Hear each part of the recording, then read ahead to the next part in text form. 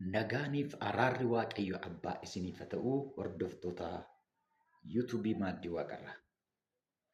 Har'a waldaa ergaa torban Eeshiyaa keessa jiranii kan tiyaatiraa ilaalla. Akkuma yookaanii maqaa ishee irraa jalqabna. Tiyaatiraa jechuun maal jechuudha? Tiyaatiraa jechuun yaadota adda addaatu jira. Tokkoffaa tiyaatiraa inni jedhu kuni iddoo namoonni agarsiisa tiraatirii itti ilaalanidha jedhu. Tiraatirii isa jedhu irraa dhufe kan jedhu jiru. Tiyaatiraa kan jedhu kun daawwiidhaaf iddoo namoonni itti fayyadamanidha. Tiyaatiraan jedhu. Karaa biraa immoo hundeessaan magaalittii maqaa mucaa isaatti tiyaatiraa kan jedhutti moggaase kan jedhanis immoo jiru. Egaa gara caaluu kanatti siquu iddoo doowwii yookaan immoo iddoo tiyaatirri itti agarsiifamu ta'uu isaati jechuudha. Maaliif mogga'e ganaan itti isinii dhufa malee maqaa kana kan inni mogga'ee fi keessumaa bara gidiraa sana keessa iddoo daawwannaa guddaatu jira tiyaatiraa keessa. Iddoo itti namoonni waa daawwatantu jira. Achi keessatti kiristaanonni leenca beela'eef yeroo kennaman namoonni akka kubbaa miillaa fa'aa ilaalan sanatti taa'aniitu itti bashannanu turan. Akkuma kana Kolaasiyoon kan jedhu Roomaa keessa jira. Tiyaatiraa guddaan tokko taateen sun iddoo sanatti illee hojjetama jechuudha. Kiristaanota leenca beela'eef kennanii yeroo kiristaanonni lubbuu isaanii baraaruudhaaf jalaa baqatan leenca jalaa yeroo isaan dallaarra yaabbatan gaafa leenci kukkutu namoonni hedduun kuma hedduutti baatan ta'anitti kolfu kiristaanatti.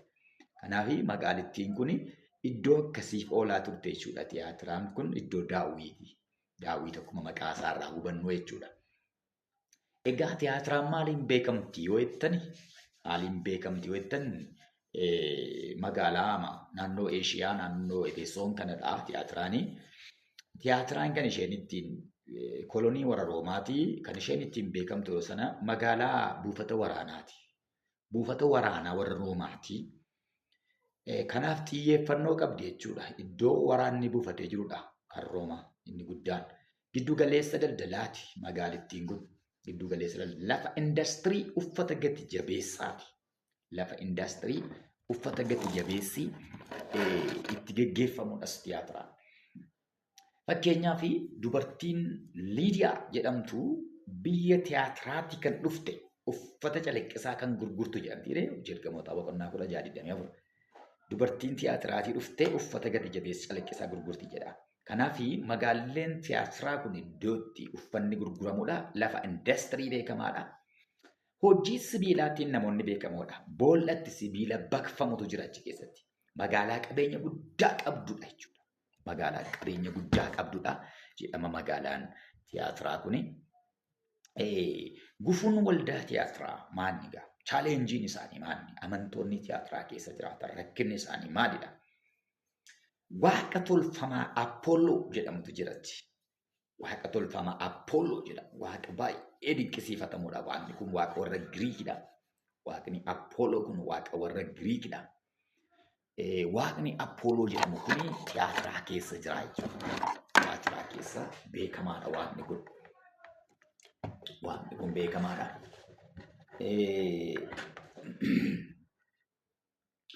Kan biraan namni waaqa Appooloo kanatti hin saganne waaqa Appooloof hin sagadu namni jedhu kuni daldala keessatti hirmaachuu hin danda'u bara sana keessatti. Daldalarraa uggurama akkuma warra Simirinaa sana. Warri kunis immoo daldalaaf eeyyama kan argatan yoo dhaqanii waaqa Appooloo kanaaf sagadanidha. Waaqni Appooloo kuni waaqa tolfamaa biyya Giriik beekamaadha.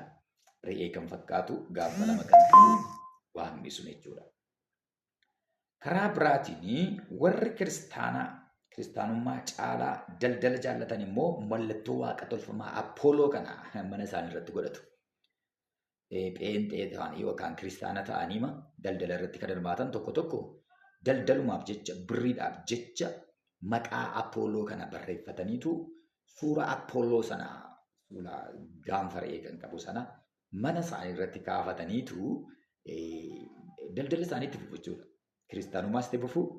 Isa booda waaqa tolfamaa kanas immoo sagadaa kan jiranis jiru magaalaa Tiyaatiraa keessa. Apolloon kuni maaliidha? Waaqa tolfamaa ijjisaa akka barbadaa ifuuti. Apolloon kun waaqa tolfamaadha, ijjisaa baay'ee kan ifudha. Miilli isaa akka sibiila diimaati kan hojjetamedha miilli isaas.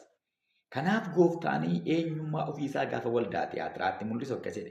Ergaan kun kan ilma Waaqayyoo isa ijjisaa akka barbadaa ibiddaa qabu, isa miilli isaa akka sibiila diimaa isa boolla ibiddaa keessatti baqfame ifuuti jedhii caabii jedhee mul'ata Yohaannis boqonnaa 2:18 irratti Yohaannis ijjisaa akka barbadaa miilli isaa akka sibiila baqfame ifuuti jedhii caabii. Maaliif seetan waaqni Appooloo kun ijjisaa barbadaadha, miilli isaa immoo akka sibiila ifuuti.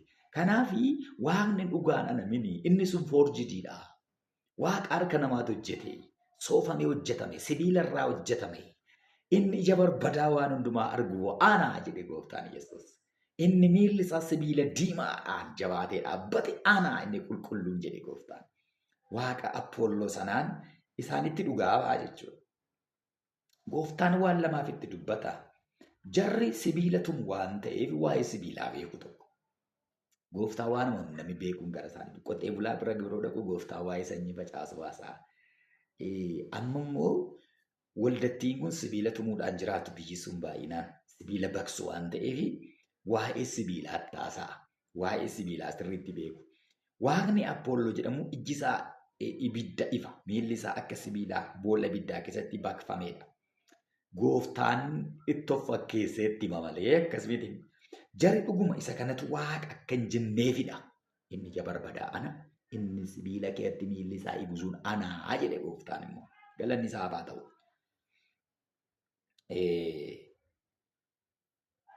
Apolloon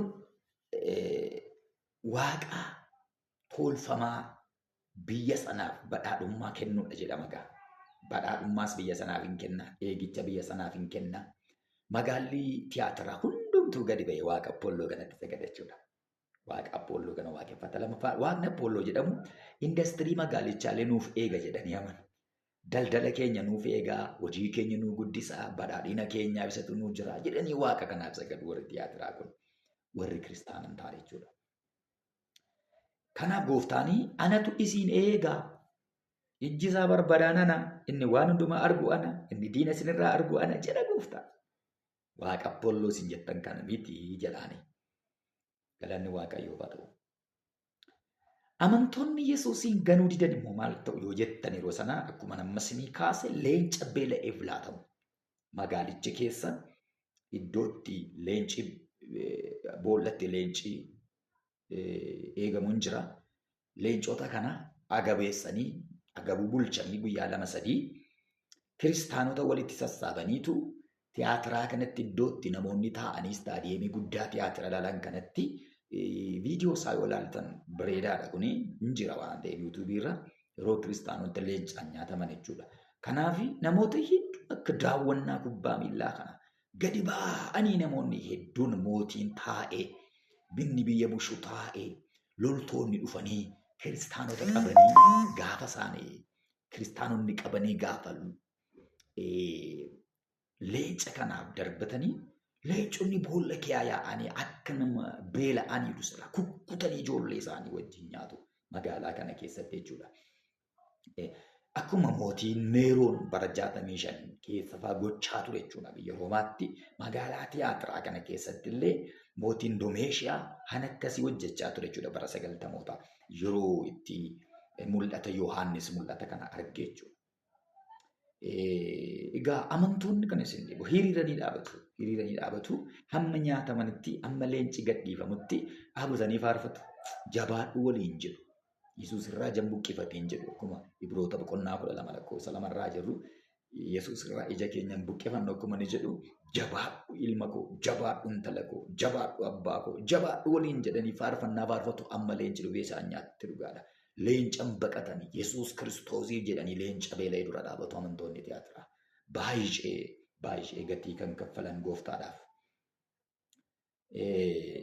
magaalaa Roomaa keessallee Kolaasiyemii wanti tiyaatirri akka jedhamu isinitti meera. Kiristaanonni hiriira galanii dhaabbatu yeroo sana ijoolleen isaanii gaafa nyaataman illee anis inni ijoollee isaaniif leenca beela'eef ijoollee isaanii kennanii Kiristoosiin qabatanii dhaabatu.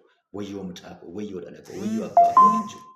Wayyoo abbaa koo, wayyoo dhala koo hin jedhani. Hin jedhani. Gooftaa Yesuus Kiristoosiif of kennaniitu jiraatu bakka amantii isaaniidhaaf baay'ee gatii kaffalanii. Gooftaan warra tiyaatiraa maaliin galateeffate? Gooftaan yeroo afaan saaqqatu hojii hojjetameef galateeffate jalqaba. Waldaan tiyaatiraa maaliin galateeffatamte kan jedhu tokko gooftaan akka jedhe hojii kee beeka jedhe. Hojiin amantoota tiyaatiraa hojii wangeelaatiif of kennanii of tirrisanii hojjetu. Waaqayyoon waaqeffachuu jaallatan. Appoolloo dhiisan. Waaqa tolfamaa waaqeffannu. Daldalli isaa habadu malee. Guddinni isaa habadu malee. Jireenyi isaa nutti taatu malee jedhaniitu baay'een isaanii gooftaa qabatanii iddoo badhaatuu kana iddoo wanti gati jabeessi jiru kanatti gatii kaffalaa jiraatu. Moofaa uffatanii jiraatu. Waan nyaatan dhabanii gidirfamaa jiraatu. Gooftaan lammaffaa kee jaalala kee beeka jedheen. Waldaan tiyaatiraa jaalalaan galateeffatamteetti. Jaalalli Efesoonii badee as jira gala. Efesoon jaalala jalqabaa dhiisteetta jedheen. Waldaan tiyaatiraa gidiraa sana kee teessee garuu jaalala qabdi. Jaalala isheen hin rifne gooftaadhaaf. Jaalala waliif qabu. Jaalala namootaaf qabu. Jaalalli waldattii kana keessa jira jechuudha. Waaqayyoo jaalala akkasii nuuf laatu malee. Amantii kee beeka jedhaan kan biraan. Amantii isaaniitti cichanii dhaabatu. Bara ari'atamaatii, bara gidiraatii. Gooftaan amantii kee beeka jedha. Amantii isaanii hin gatan. Amantii isaanii jabeessanii qabatanii dhaabatu waldaan tiyaatiraa. Amantii isaaniitti jaboodha waldaan tiyaatiraa. Warra kaan gargaaruuf of kennuu kee beeka jedhaan. Kanis hin jiru. Amantoonni sooressa miti bara sana. Amantoonni dhugaan jechuu kooti. Amantoonni dhugaan sooreyyii miti. Qabeenya hin qaban. Hiyyeeyyiidha. Sababiin isaa daldalti irratti cufama. Hojiitti irratti cufama. Waaqa tolfamaa yoo waaqeffatte malee laayisensiin jireenyaa, laayisensiin tajaajilaa siin laatamuu bara sana. Garuu waldaan tiyaatiraa warra kaan gargaaruu kee beeka jedha gooftaan. Hammuma hin qabne keessaa warra kaan gargaaru. Amantoota gargaaru. Warra rakkina hamaa keessa jiran immoo gargaaru cima ta'an. Warra kaan gargaaruuf of kennuu kee beekadhaan. Obsaan danda'uu kee beeka jedha kan biraan. Obsa qabu. Yeroo warri kaan sooraman hin obsu ta'ani. Yeroo warri kaan nyaatanii waan barbaadan uffatanii hin obsu ta'ani. Obsa qabdii waldaan tiyaatiraa. Obsa qabdii. Hojii kenni booda isa duraarra caalaa jedhe ilaalaa kan. Inkiriizingiidha. Hojiin amantiin isaanii, tajaajilli isaanii, waaqeffannaan isaanii warri kun dabalaa deemu. Dabalaa deemu. Hojiin kee inni booda isa duraarra caalaa jira jedha. Gooftaan baay'ee isaan galateeffata. Warri tiyaatiraa dabalaa deemu. Jaalala qabu waan ta'eef.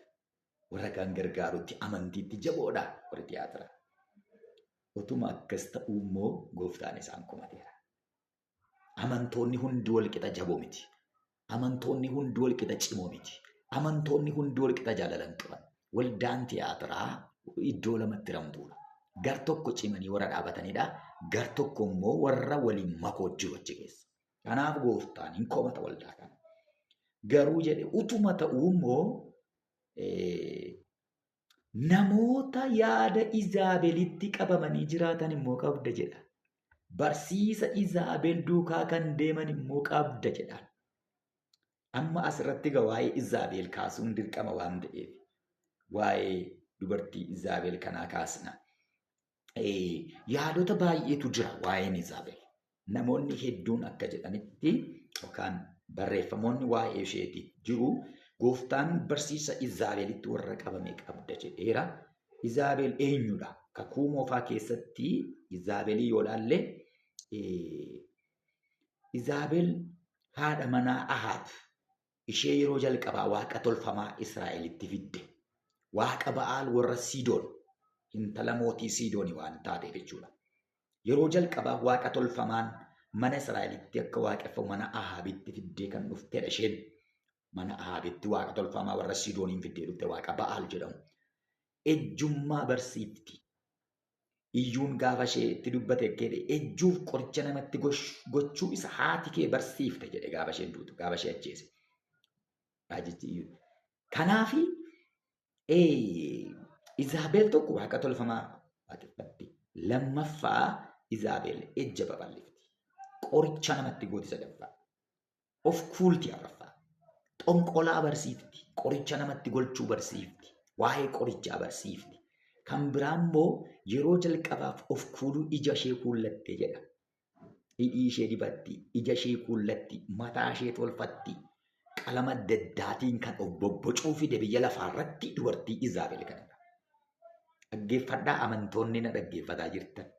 Dubartoonni, dhiironni of kuuluu eenyuuf fide yoo jette Izaabeltu fide. Dubartii waaqa tolfamaadhaan maraatte kana, dubartii ejjaan maraatte kanatu fide. Of kuulti. Ija ishee kuullattee, hidhii kuullattee, mataa ishee dibatteetu namatti baatee nama goyyomsiti Izaabel bara sana. Ejjummaa babal'isuudhaaf of kuuluun gabaaftoof dhiyeessu waan ta'eef. Kanaaf gooftaan dubartiin Izaabel waldaa kana jirti. Eela argitanii qoricha namatti gochuun waldittii keessa jira. Ejji waldittii keessa jira. Waaqa tolfamaa takka waaqeffachaa daldaluun keessa jira. Galanni Waaqayyoo badhaadha. Yaadi gara biraan waa'ee Izaabel kiristaana fakkaattee dubartii paastaricha goyyomsitudha jedhu. Eegduu waldaa tiyaatiraa yookaan paastarii waldaa tiyaatiraa kiristaana of fakkeessitee ani isa goyyomsitudha. Ani raajiidha ofiin jetti. Dhoksaa seexanaa beekuudhaan hojii seexanaa diigna jetti. Gara gadiitti immoo dhoksaa seexanaa barreetu hojii seexanaa diigna jettee xonqolaa barsiifti namoota. Xonqolaa barachuun rakkina hin qabu jedhu warri musliimaa. Xonqolaa barachuun rakkina qaba. Digimtii barachuun rakkina qaba. Digimtii xonqolaa barreetu hojii seexanaa sadokkataa isa gadi fagoo barreetu hojii seexanaa diigna jettee barsiifti. Hojii seexanaa diiguun hin danda'amu hojii seexanaa kee ta'ani. Gooftaan Yesuus mootiin tokko mootii akka isaatii yoo falme dhaabachuu hin danda'an jedheera. Hafuura Beelzebul irratti. Kanaaf dubartiin kun dhoksaa seexanaa isa gadi fagoo barreetti. Isa booda hojii seexanaa diigna jettee barsiifti. Sobada kun xonqolaa kee jirti dubartittii waan ta'eef. Yaadi sadaffaan waa'ee Izaabel dubartii soorettii magaalichaa jedhu namoonni. Dubartii soorettii magaalichaa daldalaan beekamtuudha. Waldaa kiristaanaa sanatti garuu waaqa tolfamaa Apollos immoo waaqeffatti. Sababiin isaa warra kaan irratti daldalli cufameera. Warri kaan hiyyummaa kee jiru. Dubartiin garuu soorumtuudha. Dubartiin garuu soorettiidha. Warri kaan hiyyeessadha. Daldalli isaanii irratti suuqiin irratti cufame, hojiin irratti cufameera. Ani ishee kanaan cufamne. Sababiin isaa waaqa tolfamaas waaqeffatti, waaqayyoonis waaqeffatti dubartiin. Dubartii soorettiidha. Qabeenya isheetiin waldaa goyyomsiti. Qabeenya isheetiin waldaa kenniti. Qabeenya isheedha. Isa xonqolaa hojjetu, isa tosha hojjetu sanaan immoo waldaa gargaarti. Isa waaqa tolfamaa achiiti. Sagaddu sanaan immoo fiddee badhaadhummaa isheetiin immoo waldaa balaatti. Of eeggadhaa waldoonni kiristaanaa. Of eeggadhaa. Tiksee waldootaa of eeggadhaa. Namoonni iddoo meeqa dhaabatanii birrii isaanii waldaatti fidan jiru. Isin nama waaqayyo isinitti fakkaatu. Kurnee waan kaffaluuf, birrii waan kaffaluuf. Mana xonqolaa oolee, jawwee sooraa oolee. Dhufee birrii waldaatti laachuunsaa nuuf homayyuu nuun buusu. Lubbuu barbaada Kiristoos. Dubartiin kun soorummaa isheetiin waldaa goyyomsiti. Namoonni qabeenya qaban waldaa goyyomsu. Namoonni qabeenya qaban qabeenya isaanii fidanii amanamoo fakkaatu. Hatee fidee saamee fidee malaammaltummaadhaan miliyoona meeqa fudhatee dhufee waldaadhaaf kenna. Waldaan kiristaanaa dammaquu qabdi. Dubartiin kun akkasitti waldaa goyyomsiti yeroo sana. Afuraffaa. Namoonni kaan immoo akka barreessanitti dubartiin Izaabel jedhamtu kuni gartuudha jedhu. Gartuu raajota sobduuti kan jedhan jiru. Gartuu raajota sobduutiin Izaabel ittiin jedhe gooftaan kan jedhanii barreessan jiru. Raajota sobduu bakka buutii kan jedhan jiru jechuudha. Walumaa galatti waldaa tiyaatiraa keessa dubartii goyyomsitutu jira. Dubartii raajiidhaan ofiin jettu barsiiftu. Dubartii ani raajiidha ofiin jettu garuu xonqolaa kan hojjettu, tosha kan hojjettu, ejja kan babal'iftu, gadhiisii kan nama gootu, hin ceetan nyaattaa bichaa kan lallabdu jechuudha. Qullaa'ii deebi'ii kan namaan hin jenne jechuudha. Dubartii dogoggorsituutu waldaa sana keessa jira. Ergaa qalbii diddiirrannaa waldaa sanaaf dhufe. Ergaan qalbii diddiirrannaa waldaa sanaaf dhufe gooftaan yaada garaa kee geeddaradhu jedhe. Yaada garaa kee geeddaradhu. Deeggartoota isheetiinis Izaabeliinis gooftaan yaada garaa kee geeddaradhu. Yeroo kenneefi qalbii diddiiranaadhaaf gooftaan yeroo kenneeraaf jechuudha dubbii. Inni nama hin gatu. Yoo deebi'an nama deebisa. Yoo fayyan nama fayyisa. Yoo fedha qabaatan nama deebisa gooftaan. Kanaaf dubartii kanaaf yeroo laate qalbii diddiirradhu. Akeekkachiisi waldatti itti kenname immoo yoo didde galu akka isheen dhukkubsattee siriirra ciiftu gooftaan dubbate. Dhukkubaan sitti ergaa. Deeggartoota kee immoo rakkina guddaa keessan buusa jedheen. Ijoollee kee dhahichaan ajjeesa jedheen. Ijoollee ishee jechuun warra ishee irraa baratan, warra ishee jalaa baratan. Ishee dhukkubaan hin dhaha. Deeggartoota kee immoo rakkina guddaa keessan buusa ijoollee kee ajjeesa jedhee waa sadii akeekkachiisa cimaa gooftaan itti laate jechuudha. Uumarratti garuu yoo qalbii diddiirattee deebite, yoo waldittiin jabaattee dhaabattee badhaasa warra mo'an immoo gooftaan dura kaa'e. Badhaasi waldaa tiyaatiraadhaaf gooftaan qopheesse immoo maali? Warra mo'an jedhee gooftaan warra hojii koo amma dhumaatti hojjetaniif tokko saba hin amanamne baay'ee irratti aboo nan kennaaf jedhe. Saba hin amanamne baay'ee irratti aboo kennaaf. Inni mo'u siiqqee sibiilaatiin saba sana tiksa. Akka suphee isaan hurreessa. Galanni Waaqayyoodhaaf haa ta'u. Kun kan raawwatamu bara gidiraa isa guddaa booddee miliiniyaa yookaan immoo yeroo waggaa kumaa keessa gooftaan Yesuus waggaa 1000 lafa kanarratti mo'aa seexanni yeroo sana hin hidhama.